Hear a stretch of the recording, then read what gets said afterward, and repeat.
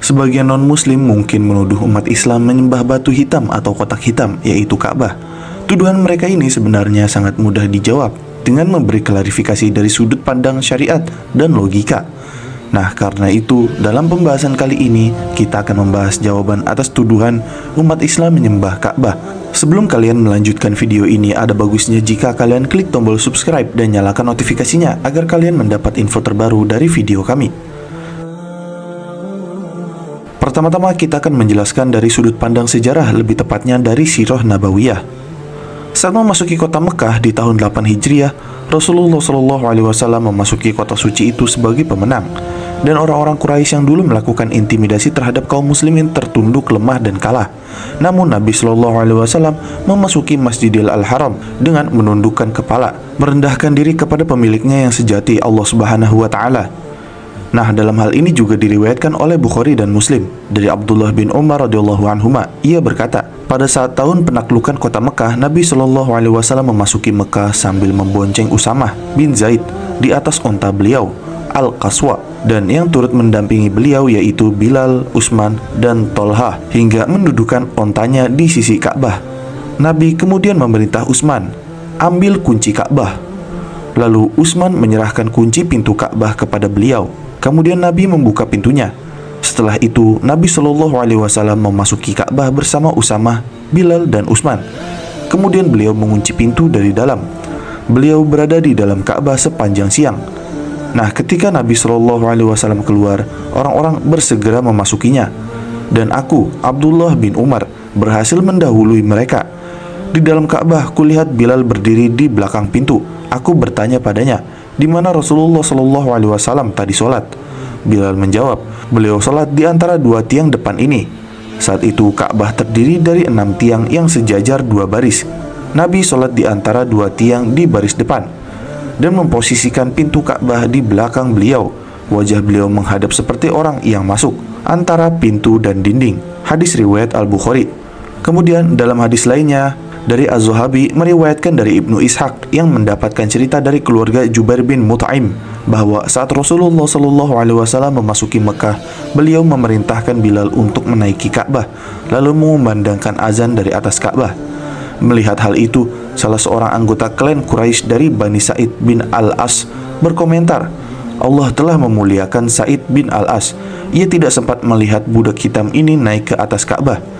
Nah, maksudnya Sa'id bin Al-As, ayah mereka sudah meninggal lebih dulu sehingga ia tidak sempat menyaksikan kejadian seorang budak yang dulu dihinakan sekarang naik di atas Ka'bah. Nah, kemudian Urwah bin Az-Zubair berkata, pada hari penaklukan kota Mekah, Rasulullah SAW memerintahkan Bilal untuk mengumandangkan azan dari atas Ka'bah. Hal ini diterangkan dalam kitab Syiar A'lam An-Nubala. Nah, dari hal tersebut, kemudian pengertian lainnya, sebenarnya jawaban hal ini cukup mudah, karena semua orang Islam yakin, bahkan sebagian non-muslim juga, paham bahwa Ka'bah adalah arah kiblat kaum muslimin.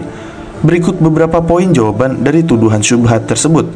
Yang pertama adalah Allah Ta'ala memerintahkan kita dalam Al-Quran agar menyembah Rob dari Ka'bah ini.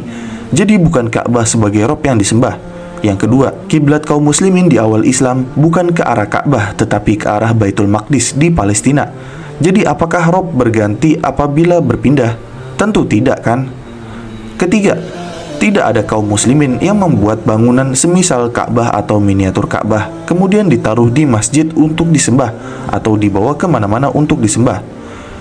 Keempat, bahkan orang kafir Quraisy pun tidak menyembah Ka'bah saat itu. Mereka menaruh berhala-berhala mereka di Ka'bah. Nah, untuk penjelasan dari poin-poin tersebut adalah pertama, Allah memerintahkan kita dalam Al-Quran agar menyembah Rob dari Ka'bah ini. Jadi bukan Ka'bah sebagai Rob yang disembah. Yang mana Allah Ta'ala berfirman, maka hendaklah mereka menyembah Tuhan pemilik rumah ini, yaitu Ka'bah. Quran Surat Al-Quraisy ayat 3. Nah, penegasan perintah ini agar menyembah Rob dari Ka'bah adalah karena saat itu di awal-awal Islam, di dalam Ka'bah ada berhala-berhala yang ditaruh oleh orang kafir Quraisy, dan ahli tafsir Al-Qurtubi menjelaskan, maksud dari Al-Bait adalah Ka'bah. Allah menjelaskan bahwa Allah adalah Rob Ka'bah karena 2 alasan. Pertama, orang Quraisy memiliki berhala-berhala dan membedakan Allah dari berhala tersebut. Kedua, karena orang Arab saat itu memuliakan Ka'bah, yaitu ajaran Nabi Ibrahim dan Ismail. Hal ini diterangkan dalam tafsir Al-Qurtubi. Poin kedua, kiblat kaum muslimin di awal Islam bukan ke arah Ka'bah, tetapi ke arah Baitul Maqdis di Palestina. Jadi apakah Rob berganti apabila berpindah? Nah, untuk penjelasan ini, Allah menurunkan ayat terkait perpindahan kiblat kaum muslimin. Dan dalam hal ini Allah Ta'ala telah berfirman, yang artinya, sungguh kami sering melihat mukamu menengadah ke langit, maka sungguh kami akan memalingkan kamu ke kiblat yang kamu sukai.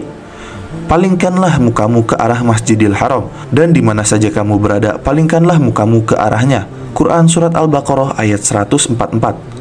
Nah, kemudian poin ketiga, tidak ada kaum muslimin yang membuat permisalan Ka'bah atau miniatur Ka'bah kemudian ditaruh di masjid untuk disembah atau dibawa kemana-mana untuk disembah. Yang mana maksudnya adalah Syekh Muhammad Rashid Ridho menjelaskan bahwa tuduhan umat Islam adalah penyembah berhala, yaitu Ka'bah dan Hajar Aswad, dan itu tidak benar. Kemudian beliau menjelaskan lagi, mereka membuat ragu kaum muslimin mengenai agama mereka dengan perkataan semisal ini, umat Islam menyembah berhala. Nah, perkataan ini dibangun di atas kejahilan orang yang mengucapkannya dari berbagai sisi dan niat jelek dari sisi yang lain. Hal ini diterangkan dalam kitab majalah Al-Manar. Kemudian poin keempat, bahkan orang kafir Quraisy pun tidak menyembah Ka'bah saat itu. Mereka menaruh berhala-berhala mereka di Ka'bah.